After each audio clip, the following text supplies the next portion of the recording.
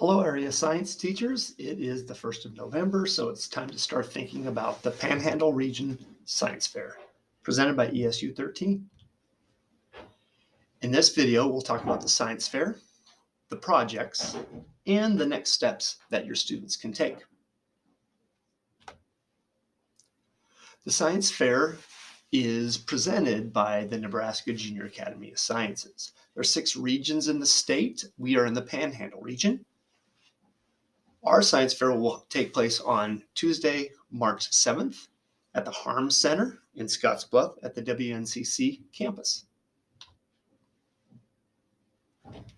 Our fair has 2 divisions, just like the state fair has. There are grades 6 through 8 and grades 9 through 12. Regional prizes will be awarded, and 6 projects from each division will have the chance to advance to the state science fair. There is an entry fee of $20 per project. Usually that's covered by the school, and the school sends us a check here at ESU 13 to cover the expenses for putting on the fair and for some of the prizes. So the projects. Students can work individually or in pairs of 2. They can't do both. They have to choose if they're going to work on their own or with a partner. Students will select a topic, and then they'll get started on their project. So they're going to end up doing some kind of a research project where they're going to do an investigation or an experiment. They pick a question or a problem, they research it, they do an experiment, they show their results. What they will display and present. So at the end, they'll need to have 3 things. They'll need to have an abstract, which is just a 200-word or less summary of their project, what they learned and what they did. They will create a display board showing what they did and what they learned. And finally, they will have we call it a presentation. It's more like an interview with a couple of the judges so they can explain to the judges about their procedures, about what they learned, about how well it went. What it is not a demonstration. They don't demonstrate their project at the fair. It's not like a kit, like they buy a Lego kit or they buy a robot kit.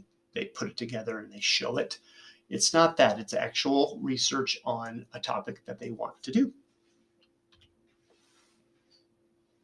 There are some needed forms. Later in this video, I'll show you the website and show you what they will need for forms to have turned in. Again, they will have an abstract that they'll turn in close to the March 7th fair date. There are some additional requirements if the students qualify for the science fair, and we'll communicate that to them and to you as teachers if they qualify. Something we would like you to think about is how can this fit into your current science instruction? Maybe you can do this in your general science class, and maybe you can't. If not, do you have maybe an after-school club, or maybe an enrichment class or enrichment opportunity or an elective class where you can use that opportunity to get students involved in the science fair? What are the next steps? Of course, we want you to introduce this to students by playing this video and answering any questions that they might have. We want you to encourage students to get going. We like the idea of them starting before Christmas break so that they have Christmas break to work on the project. And of course, help them get those forms in before the due date in February.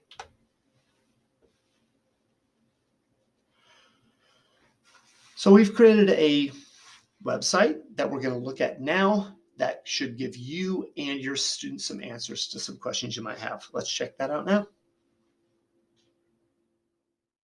Welcome to the Panhandle Region Science Fair webpage. As you can see, there's navigation across the top of the webpage that will take you to the things that you need. There's also navigation across the bottom of each page. The About section tells about the science fair. It tells the date, tells the location, and some general information about our fair. If you look in the form section, there's 1 form for 6th through 8th graders. There are 3 forms for 9th through 12th graders. There's also some parent, guardian, and media release forms that will need to be turned in before you participate, but those will be coming later. Notice if your project is in certain areas, there may be some additional forms you need filled out. This is rare at our science fair, but if your project fits into one of those categories, you want to check out this website to see what to do for those forms. This page has some resources. The video you're watching now can be accessed again by clicking one of these two links. The Nebraska Junior Science Academy website's here. How to write a science fair project abstract is here. And if you just need help getting started choosing a topic, this Google Doc may help. This is a page that tells parents, students, and teachers what they can do if they have questions. This is a handy timeline that kind of guides you through where you should be at what time in the year. And finally, there's some handy links at the end.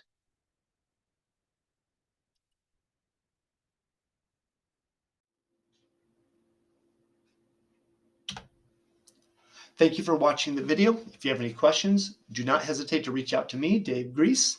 My email is there, dgrease@esu13.org. Thanks for participating and getting your kids involved. Have a great day.